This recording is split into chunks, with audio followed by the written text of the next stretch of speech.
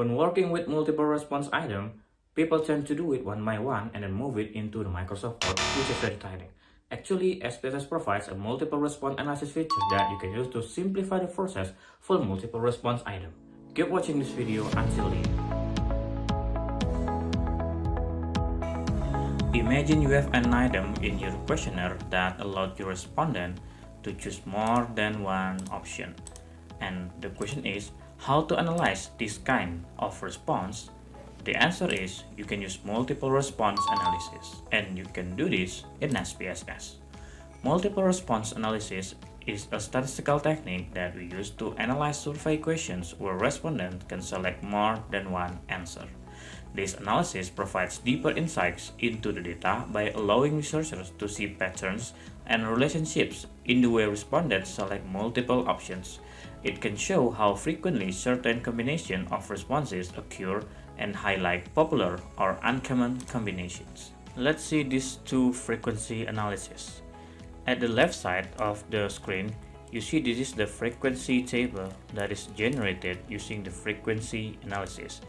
And you can see for each item of the questions, for sports, music, reading and writing, for one level or the selected value, you can simplify these four tables into one simple table for the selected value using multiple response analysis. You can see that there are 23 students who have sports as a hobby, and this number also appears in the frequency table using multiple response analysis. And also, for other hobbies such as music, reading, writing, those numbers also appear in the same table. You can use multiple response analysis for frequencies analysis, cross-tabulation, and also you can make chart from the output. And how to do this analysis in SPSS?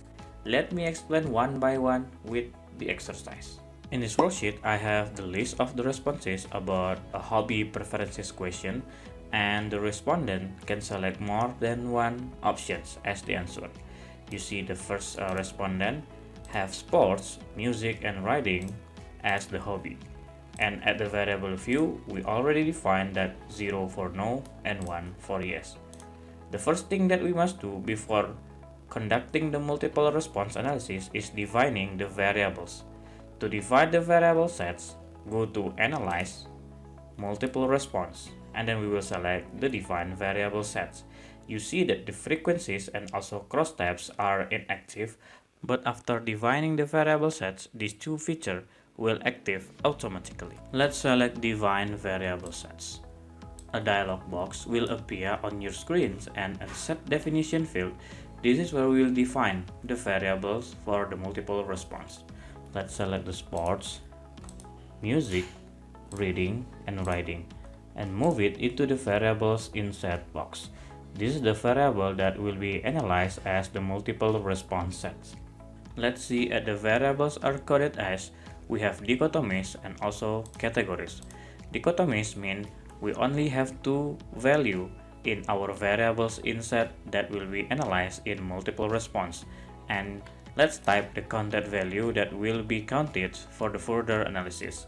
Let's type 1 because we want to count only the people that select the hobbies for each items. And if you have more than one values for your answers, you can type the range of the value that will be analyzed. Let me leave it for dichotomies and counted value 1. And also don't forget to write the new name of the multiple response sets. Let's just make hobby and also give the label for hobby and click the add. Here you have a new multiple response set for hobby that consists of 4 variables. You can set another new response set here if you have another multiple response analysis. For now, let's just close it and let's get back to analyze, multiple response, and you see these two features, frequencies and crosstabs, are active after defining the variable sets. First, let's talk about frequencies analysis, and here let me do the normal frequencies analysis so we can see the differences before using the multiple response and after using the multiple response. Analyze descriptive statistics and then select frequencies. Let's select these 4 variables and move it into the variables box. and check the display frequency tables. Just click OK. This is a table that you will obtain after conducting the normal frequencies analysis. We have 4 tables here and we can simplify it using multiple response. Let's get back to data view, go to analyze, multiple response, and then select frequencies. Here we only have multiple response sets for a hobby that we defined before it. Click it and then move it for the table for a box, and then you can select the treatment for missing values. Here, because I have no missing values, I'll just leave it by default and then click OK. Great, you have multiple response output here that consists of 2 tables. The first one is the case summary and the second one is the frequencies for the multiple response or for the hobby. You see that people that have sports hobbies is 24, for music is 23, for reading is 24, and for writing is 34. You can also see the percentage here if you calculate this value to 100%. For percent of cases column, you can see this column represents the percentage of respondents who selected each hobby. These percentages are based on the number of respondents, not the total number of responses. If a respondent selected multiple hobbies, they are counted in each relevant hobby's percentage. That's why you see the total of this column is more than 100% because one respondent can select more than one response. Next, let's try to create a cross table using hobby, multiple response set, and also the gender. Get back to data view window and go to analyze, multiple response, and then select Crosstabs. Now you have multiple response sets variable here, which is you defined before. Click it and move it into the row box, and also click the gender, move it into the column box, and don't forget to define ranges for the column variable. Don't forget the minimum value is 1 and the maximum is 2. 1 is for male and 2 for female. After that, you can select another extra for your cross tabulation table. I will add the cell percentage for the row because it's comfortable to see it in the format, and then click continue. After that, click OK. Congratulations, you have a new cross tabulation for multiple response set that contains the 4 variables for hobby preferences, the sports, music, reading, and writing, based on their gender. The last thing that I want to show you for this multiple response is that you can also visualize this multiple response set in a form of chart or graph. I will show you. So let's minimize this output table and then go to graphs, chart builder. Okay, and you will see a dialog box appear on your screen, but you see no multiple response set here in this list of the variables. So we need to define again the variable sets so it will appear in this chart builder dialog box. Let's cancel this step first. This time you need to define the multiple response in a different way. Go to data and then select define multiple response sets.